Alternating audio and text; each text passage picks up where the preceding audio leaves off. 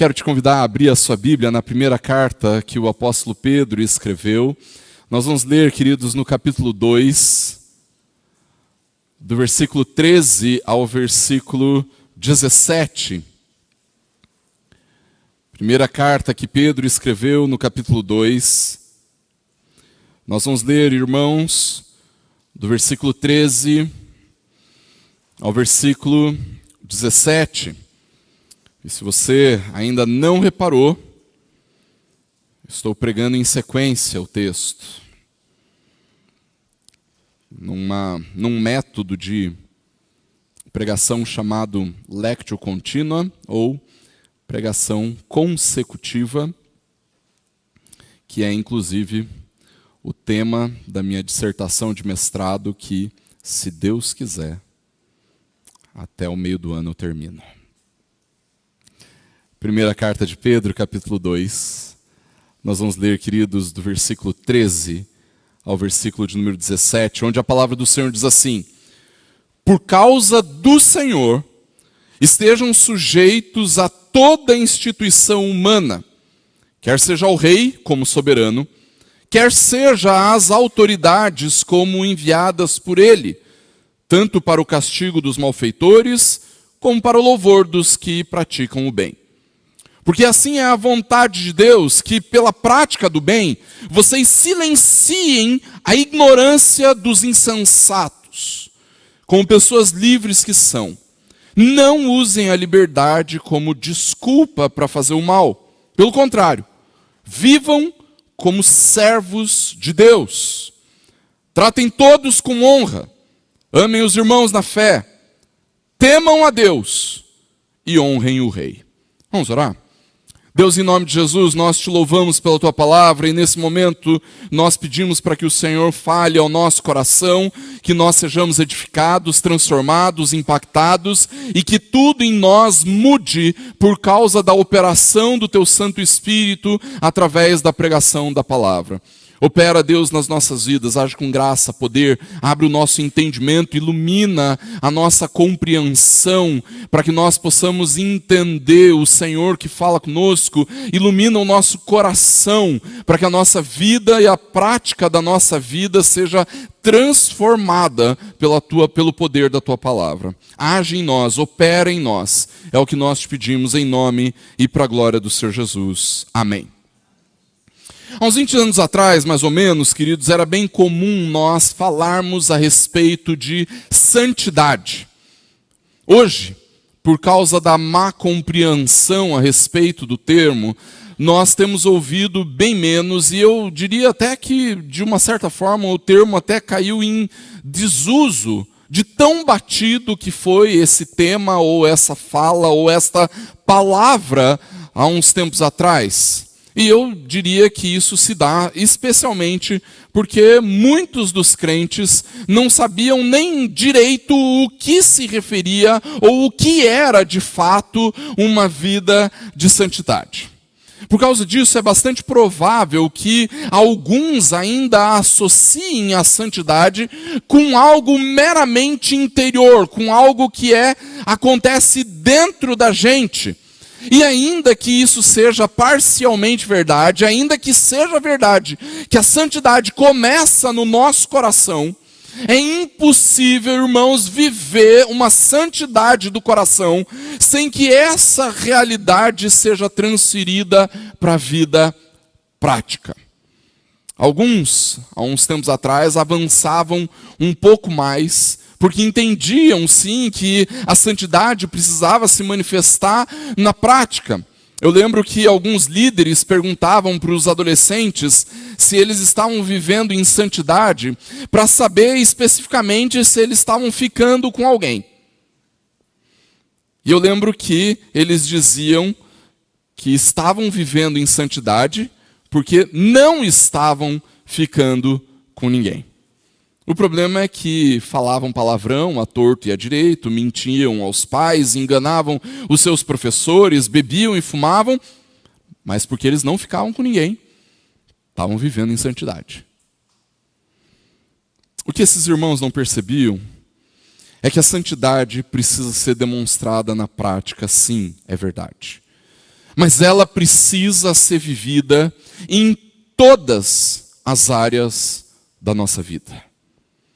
Elas precisam ser vividas em todos os lugares onde nós estivermos. Seja em casa, no trabalho, na escola, na faculdade, na vizinhança.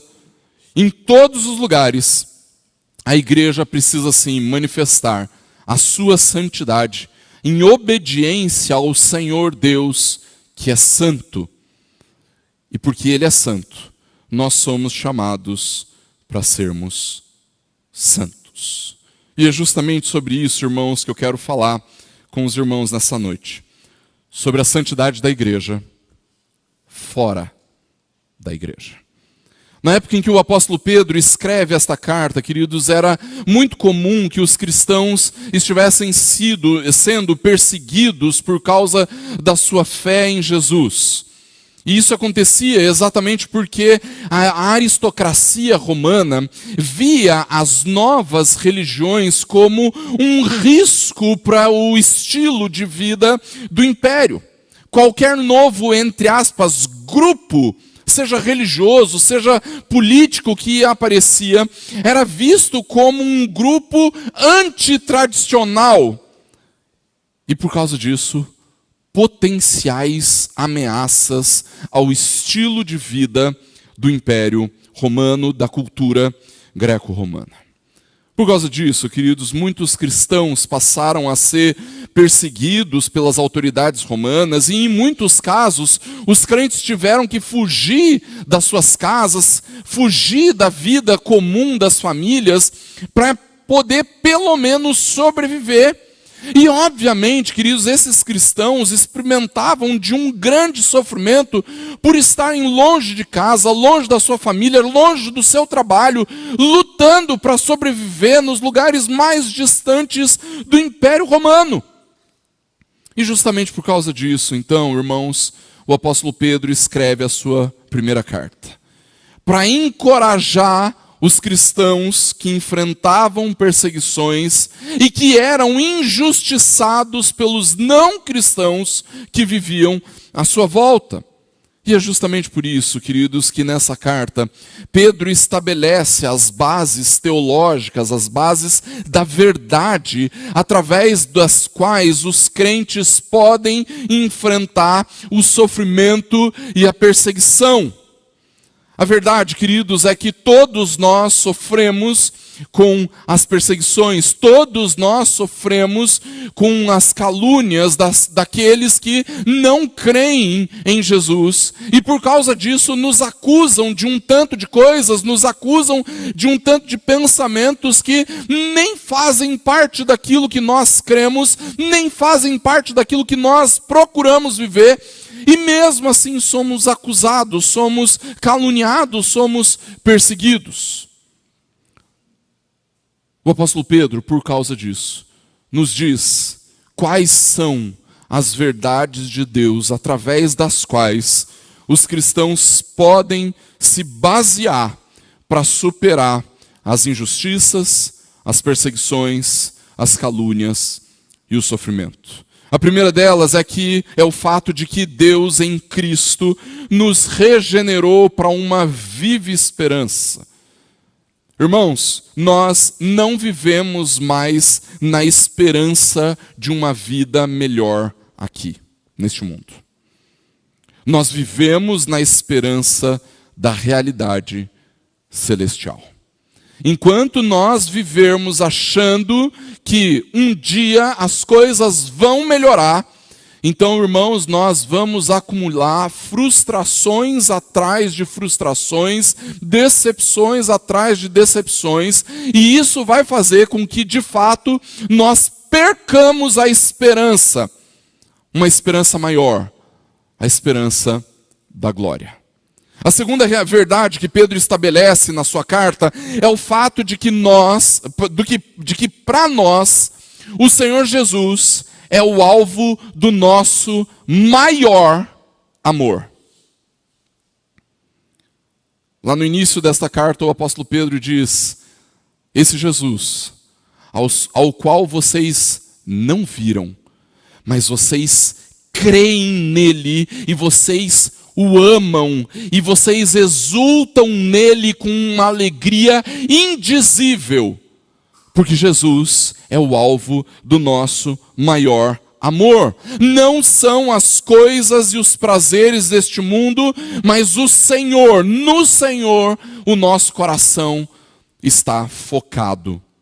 O nosso amor é centrado.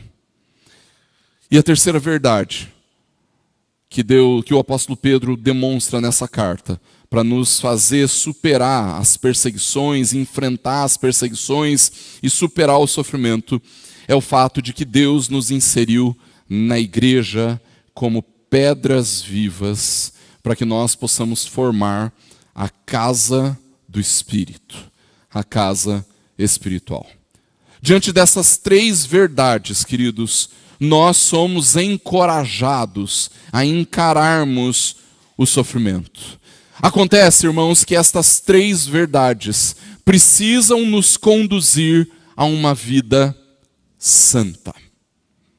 Mesmo quando nós enfrentamos a oposição, mesmo quando nós enfrentamos a calúnia e a injustiça, nós precisamos viver uma vida santa. E o que o apóstolo Pedro vai nos dizer nesse texto, irmãos, é que nós precisamos viver esta vida santa, principalmente fora da igreja. E com isso eu não estou dizendo que na igreja é o lugar para nós aflorarmos todo tipo de mau desejo e pecaminosidade. Claro que não.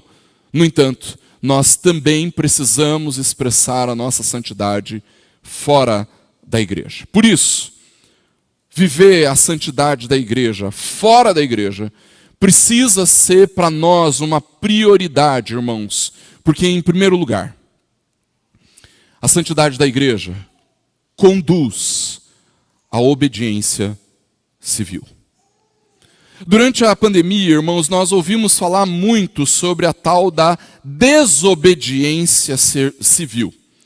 Nós percebíamos que algumas das normas que o governo impunha estavam demonstrando não apenas o zelo com a saúde das pessoas, mas no campo religioso, em alguns momentos, pareciam mais uma tentativa de impedir qualquer tipo de expressão de fé, impedindo o culto de acontecer. No entanto, irmãos, nós precisamos nos lembrar que o contexto da desobediência civil é e precisa ser uma exceção. Nós somos chamados a desobedecermos as instituições quando elas se opõem a Deus e querem nos forçar a desobedecer o nosso Senhor. Ali está o lugar da desobediência. No entanto, queridos,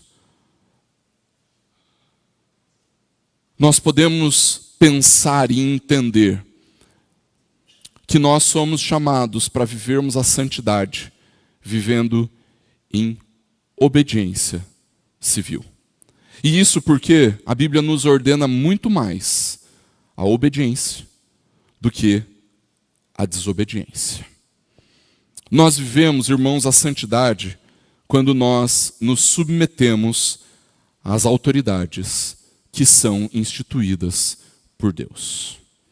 E perceba, isso não acontece porque nós concordamos ou porque nós discordamos dos nossos governantes.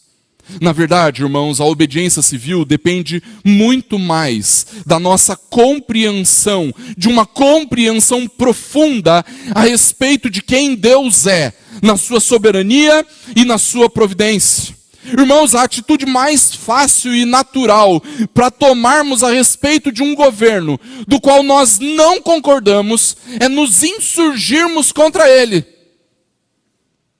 Pronto. A partir de agora eu não vou mais pagar impostos. Eu não vou dar mais o meu dinheiro para esse governo corrupto.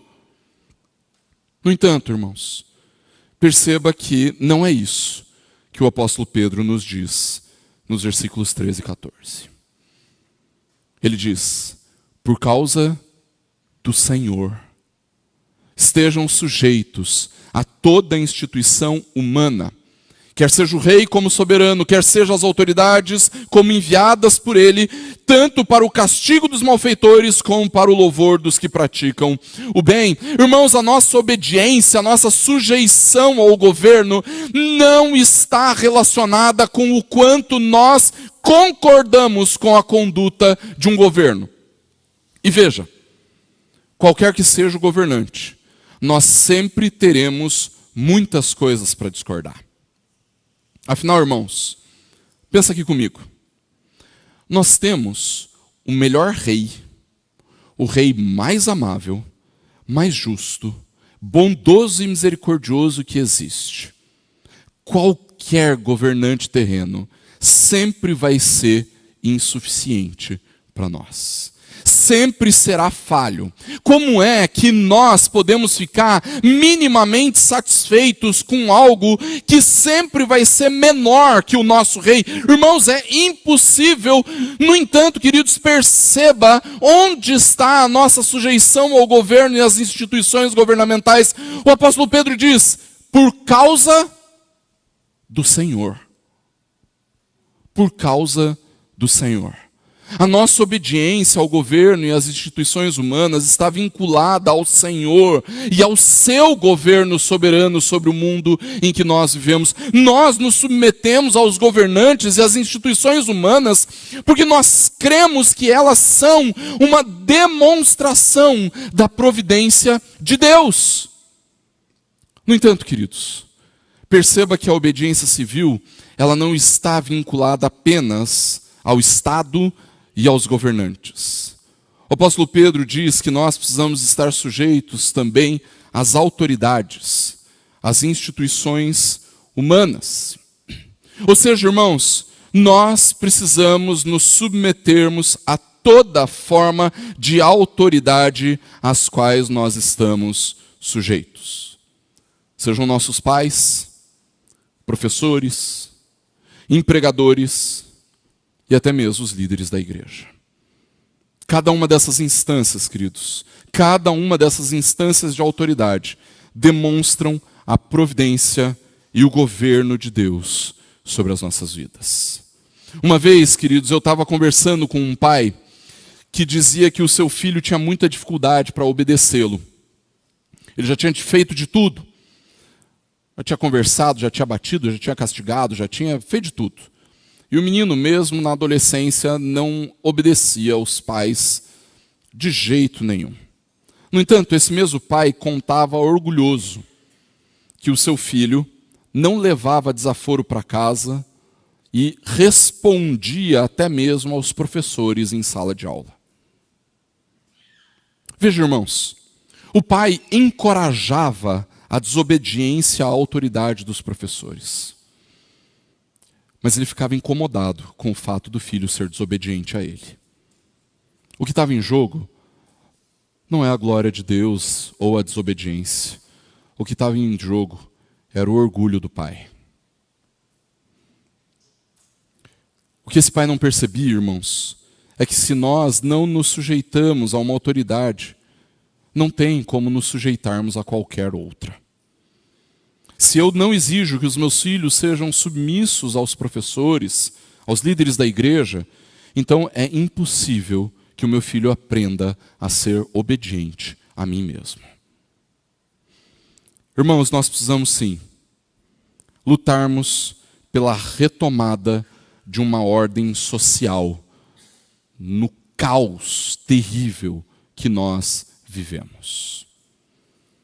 Todos nós concordaremos que nós vivemos numa sociedade imoral, corrupta, numa sociedade que valoriza o engano, a mentira, a falsidade, a corrupção. E para nossa tristeza, isso acontece nos lugares mais altos, nos cargos mais altos do governo. Como é difícil, irmãos, nos sujeitarmos a autoridades assim. Não é verdade? Como é difícil olharmos para esse texto e falarmos assim, eu preciso me sujeitar aos governantes. Eu preciso me sujeitar às autoridades das instituições humanas. Mas entenda, irmãos, a nossa obediência às autoridades não mostram que nós somos simpáticos a essas autoridades. É possível, inclusive, ser obediente às autoridades, a autoridades que nós não gostamos. O motivo pelo qual nós nos submetemos às autoridades não é porque nós concordamos com elas. É por causa do Senhor. É por causa do governo do Senhor. É por causa da providência do Senhor. E mais que isso, queridos, perceba que o apóstolo Pedro nos dá um motivo pelo qual as autoridades existem. Ele fala, é para que os criminosos sejam punidos. Ou seja, irmãos, Deus estabeleceu o governo civil para executar a sua justiça contra os criminosos. Quando nós nos revoltamos contra as autoridades, nós estamos nos revoltando contra aqueles que o Senhor estabeleceu para punir os malfeitores. Eu sei que, infelizmente, nós vivemos numa realidade em que o que nós mais vemos são criminosos sendo protegidos pelas autoridades. No entanto, irmãos, mesmo assim, mesmo quando nós estamos debaixo de um governo cruel, de um governo impiedoso, nós não somos chamados à rebelião. Nós somos chamados a sofrermos por amor a Cristo. Por isso, queridos, mesmo quando os maus governos nos fazem sofrer, a única possibilidade para a desobediência civil se encontra quando nós somos obrigados a desobedecermos o Senhor por causa disso. Nós precisamos viver em santidade fora da igreja, irmãos. E isso acontece quando nos submetemos aos governantes e às autoridades que o Senhor instituiu neste mundo. Mas não apenas isso, queridos. Nós precisamos viver a santidade da igreja, fora da igreja, porque, em segundo lugar, a santidade da igreja precisa ser demonstrada através da prática do bem, porque isso é o que de fato pode silenciar a calúnia dos nossos perseguidores. Certamente você já se perguntou a respeito da vontade de Deus, não é verdade? Com certeza, antes de tomar alguma grande decisão na sua vida, você falou com o Senhor e disse: Deus, eu quero fazer a tua vontade, mas qual é a sua vontade? Existem alguns bons livros que falam a respeito de como tomar decisões baseados na vontade de Deus. Agora, é evidente, irmãos, que nós não podemos resumir a vontade de Deus, toda a vontade de Deus, nesse versículo, porque, na verdade, tudo aquilo que a Bíblia nos ordena é vontade de Deus para nós, irmãos. No entanto, é inegável que esse texto fala claramente da vontade de Deus. Pedro nos diz no versículo 15, porque assim é a vontade de Deus, que pela prática do bem vocês silenciem a ignorância dos insensatos. Preste bem atenção aqui. No ponto anterior, eu e você somos chamados a obedecermos às instituições humanas, certo? A obedecermos, nos sujeitarmos ao governo por causa da santidade da igreja, por causa da santidade de Deus. Mas quando nós olhamos para esse versículo, queridos, nós precisamos perceber que Pedro não está dizendo que a vontade de Deus é que tão somente a igreja viva em santidade através da prática do bem. Ainda que isso seja verdade, Pedro não está dizendo que a vontade de Deus é que a gente vive em santidade. Na verdade, de acordo com o texto, a vontade de Deus é que a ignorância dos insensatos seja silenciada. O que o texto nos diz, irmãos, é que Deus deseja que a ignorância daqueles que perseguem a igreja seja emudecida, perca o seu valor, perca a sua relevância. E já que a expressão está na moda, em outras palavras, irmãos, Deus quer que os insensatos percam seu lugar de fala. E o motivo pelo qual essa é a vontade de Deus, queridos, é porque a ignorância dos insensatos é uma afronta contra a santidade de Deus. Quando os perseguidores da igreja levantam calúnia contra os crentes, queridos, é a santidade de Deus que está sendo afrontada. E toda calúnia contra Deus deve ser silenciada. No entanto, irmãos, Pedro nos dá uma estratégia piedosa para silenciar a ignorância dos insensatos. Mata todo mundo. É isso? Violência física funciona. É isso? Virar carro na rua e meter fogo. Apesar de eu gostar de algumas coisas dessas estratégias, esta não é a forma, como o apóstolo Pedro diz, que nós devemos silenciar a ignorância dos insensatos. É através da prática do bem. Perceba, irmãos, que Pedro não diz que nós devemos usar de violência, seja ela física ou verbal, para silenciarmos os insensatos. Perceba que nós não devemos usar a calúnia para silenciar os insensatos. Nós não devemos silenciar a ignorância através das artimanhas políticas ou de ações antidemocráticas. Não. O apóstolo Pedro escreveu essa carta, queridos, para encorajar e instruir a igreja, porque naquela época, irmãos, os cristãos eram caluniados e falsamente acusados de baderneiros e rebeldes contra o império, e eles não deveriam ser vistos assim. Mas sejamos honestos, irmãos. A reação mais natural contra a injustiça que nós sofremos é a ira, não é verdade? Se você alguma vez já sofreu alguma injustiça na escola ou no trabalho, é bastante provável que a ira tenha sido a sua primeira reação. E se você é meio cabeça quente como eu, é bastante possível que a sua reação tenha sido brigar com o seu professor ou com o seu colega de trabalho. Acontece que a nossa ira não promove a justiça de Deus. O apóstolo Tiago já nos diz isso. E por isso, a forma como a igreja deve silenciar a ignorância dos insensatos, irmãos, é através da santidade demonstrada na prática do bem. A nossa resposta às falsas acusações é contradizê-los, não apenas com as nossas palavras, irmãos, mas também com as nossas ações. Nunca através da ira, nunca através da violência, nunca através da rebelião. A nossa melhor resposta contra as mentiras e as injustiças é vivermos a santidade da igreja, fora da igreja. A nossa melhor resposta é demonstrarmos que somos, sim, cidadãos exemplares. E se nós não somos, então tem alguma coisa muito errada com a nossa vida de santidade. É por isso, irmãos, que onde quer que nós estejamos, nós precisamos ser uma referência de retidão e justiça.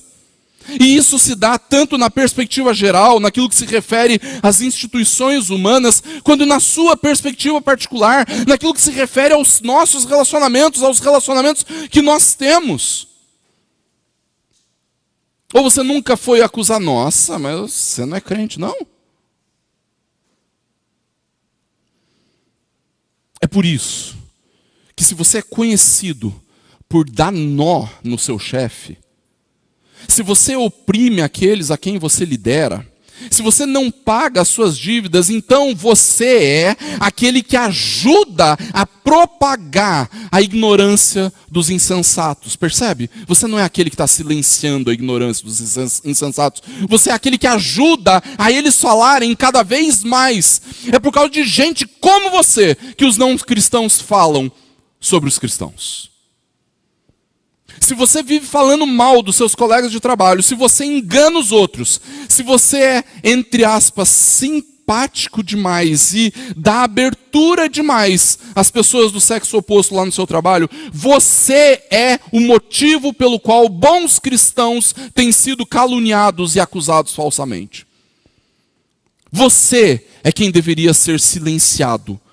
Porque com essas atitudes você está atentando contra o caráter do Deus Santo que ordena que o seu povo seja santo.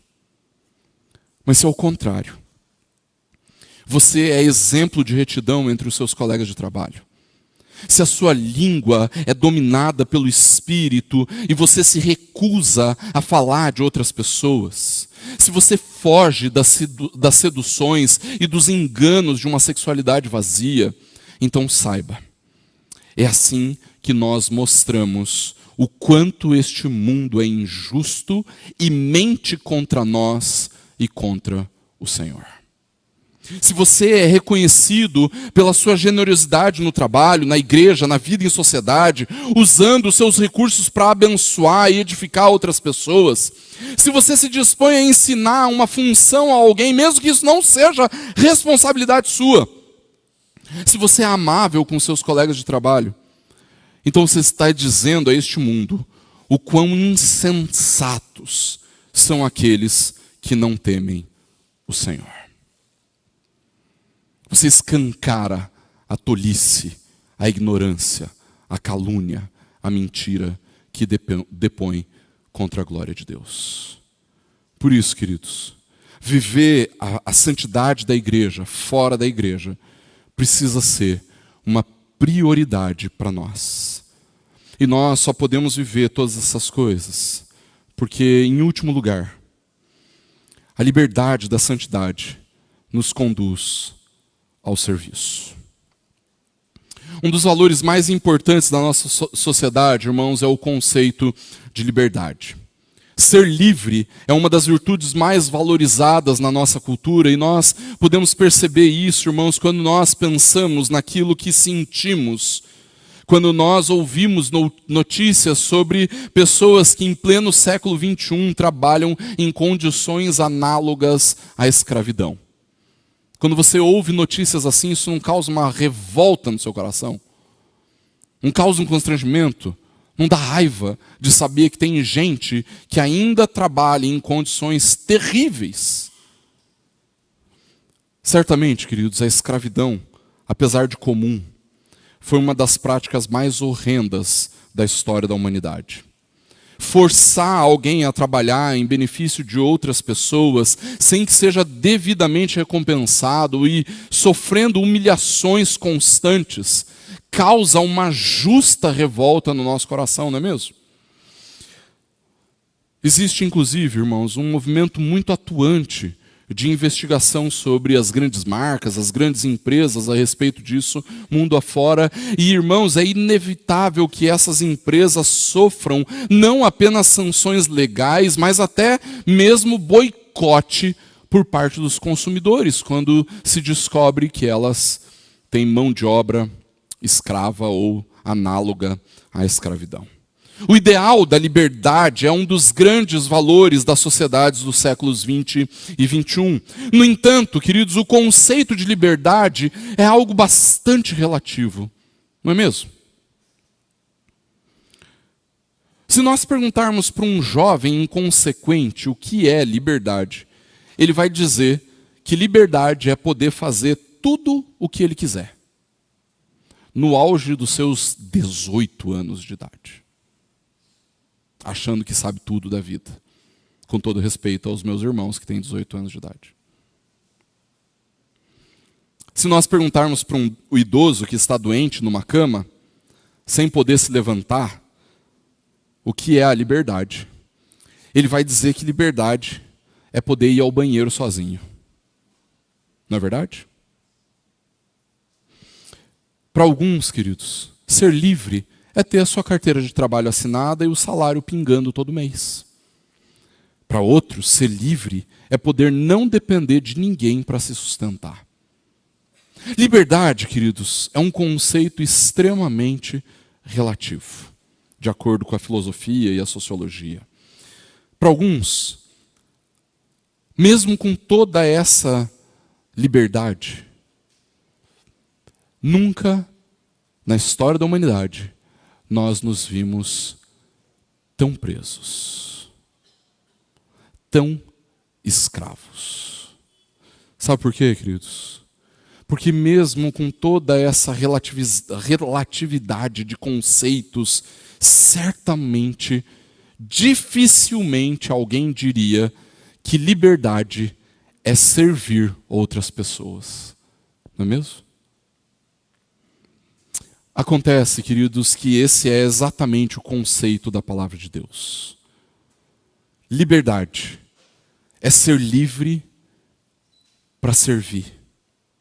De acordo com a Bíblia, queridos, eu sou verdadeiramente livre quando eu posso me entregar em serviço, em favor de outras pessoas. E é exatamente isso que o apóstolo Pedro nos diz no versículo 16. Como pessoas livres que vocês são, não usem a liberdade como desculpa para fazer o mal. Pelo contrário, vivam como servos de Deus. A primeira impressão que nós poderíamos ter a respeito desse texto, queridos, é que Pedro estava falando deles como cidadãos livres no Império Romano, aqueles que não eram escravos, e ainda que essa seja uma possibilidade de interpretarmos esse texto, queridos, é muito mais provável que Pedro esteja fazendo uma referência à liberdade que nós possuímos em Deus, e não a uma liberdade constitucional que desfrutavam os cidadãos romanos naqueles dias.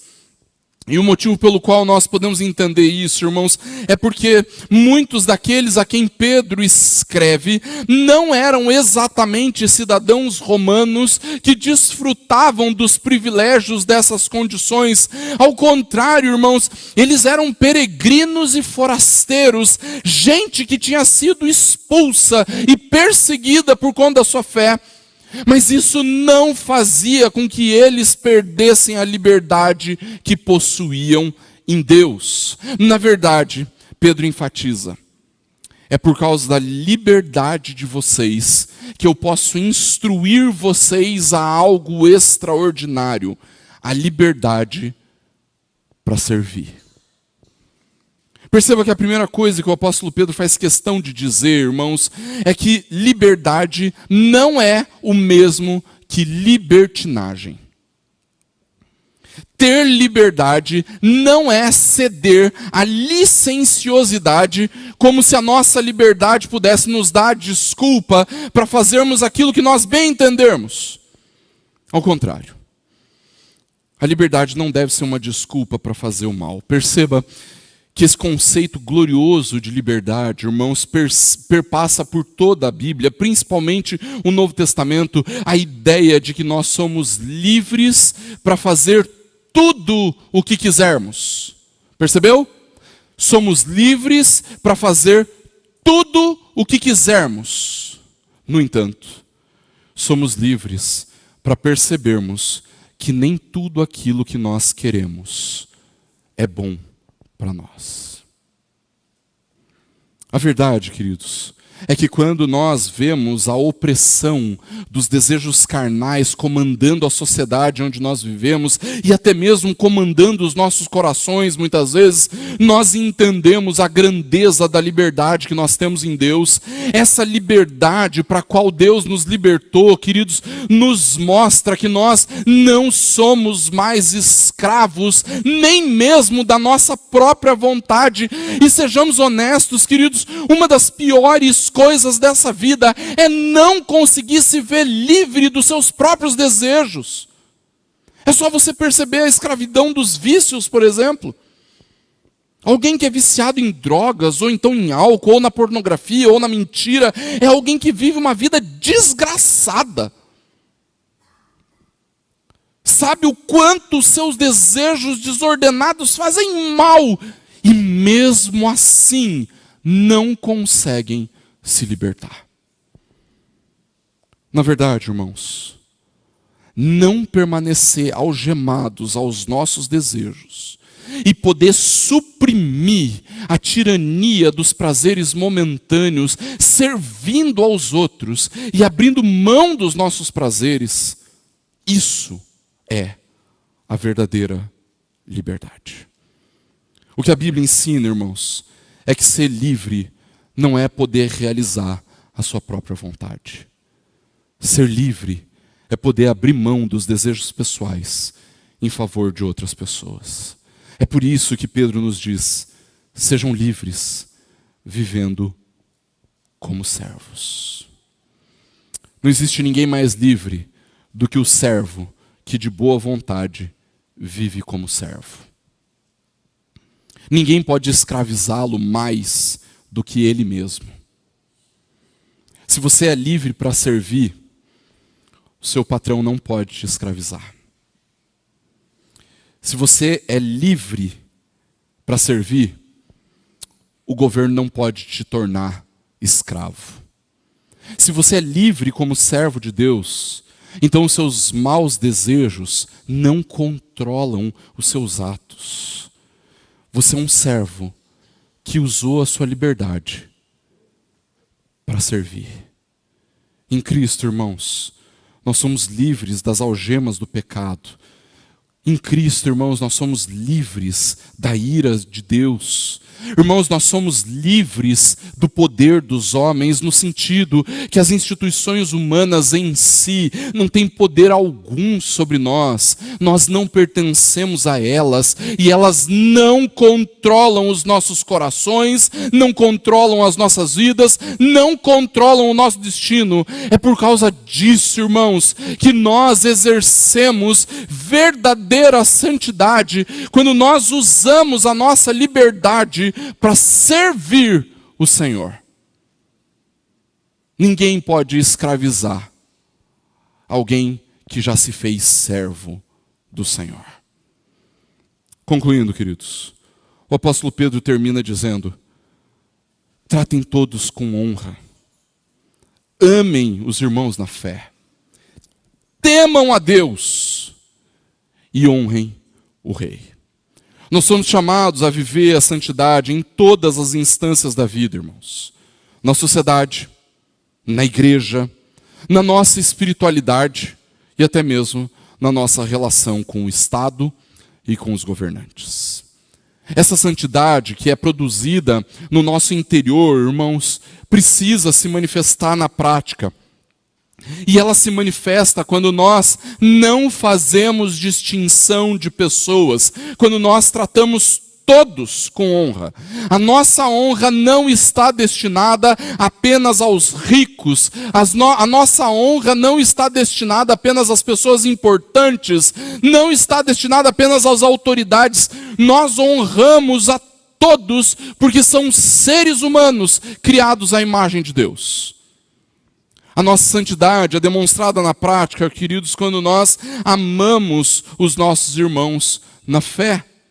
Quando nós demonstramos a nossa generosidade no serviço e na disposição dos nossos recursos, quando nós empenhamos o nosso tempo, quando nós empenhamos os nossos esforços para abençoarmos, quando nós investimos tempo de comunhão e quando nós oramos uns pelos outros, irmãos, nós estamos demonstrando amor aos nossos irmãos.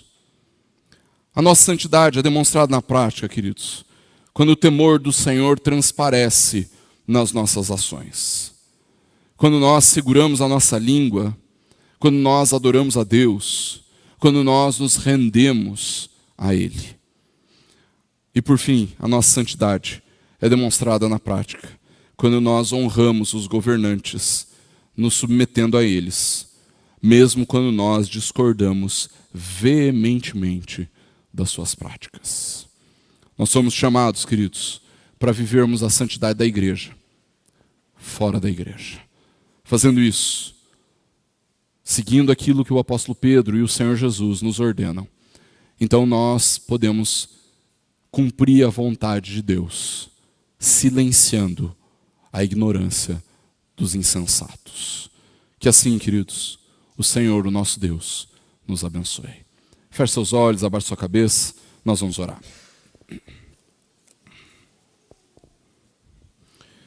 Deus, em nome de Jesus, nós te louvamos pela tua palavra. Nós te louvamos, Deus, porque através da tua palavra nós nem sempre ouvimos aquilo que nós gostamos de ouvir. Mas sempre ouvimos aquilo que precisamos ouvir. Deus, o Senhor sabe o quanto é difícil para nós olharmos para a realidade do nosso país e vivermos no temor do Senhor, nos sujeitando às nossas autoridades. O Senhor sabe que o nosso coração olha para estes homens e mulheres que exercem a liderança do país e nós olhamos para eles com desprezo, com repulsa.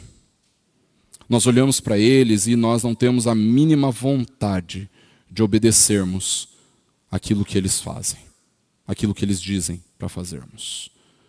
No entanto, querido, ó Deus, nós não estamos nos submetendo a eles por causa deles, mas por causa do Senhor. Por isso, Deus, nos ajuda. Nos ajuda.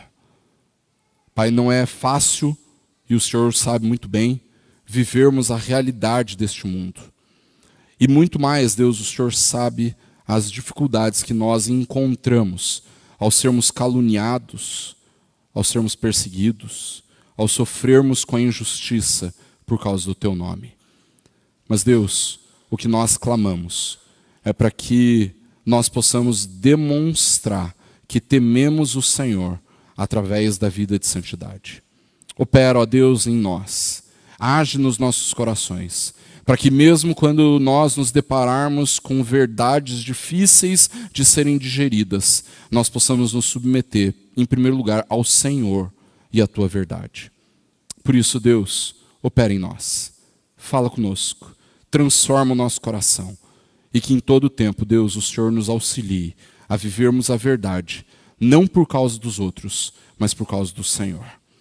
Age em nós, é o que nós pedimos, em nome e para a glória do Senhor Jesus. Amém.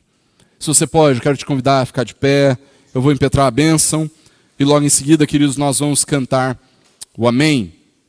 Então nós nos despedimos na paz do Senhor. Receba a bênção. Que o Senhor te abençoe e te guarde, e Ele faça resplandecer o rosto sobre você, que Ele tenha misericórdia de você. Que Ele levante o seu rosto, que Ele te dê a paz, e que em todo tempo você possa perceber a mão graciosa de Deus cuidando de você, mesmo quando o sofrimento, a perseguição e a calúnia atingirem a sua vida. Que o Senhor te abençoe, que a sua graça possa ser derramada sobre você todos os dias. Que a bênção de Deus Pai Criador, Filho Redentor e Espírito Santo, nosso Consolador, seja com você, com a sua casa e com todo o povo de Deus espalhado pela face da terra, hoje e para todo sempre. Amém.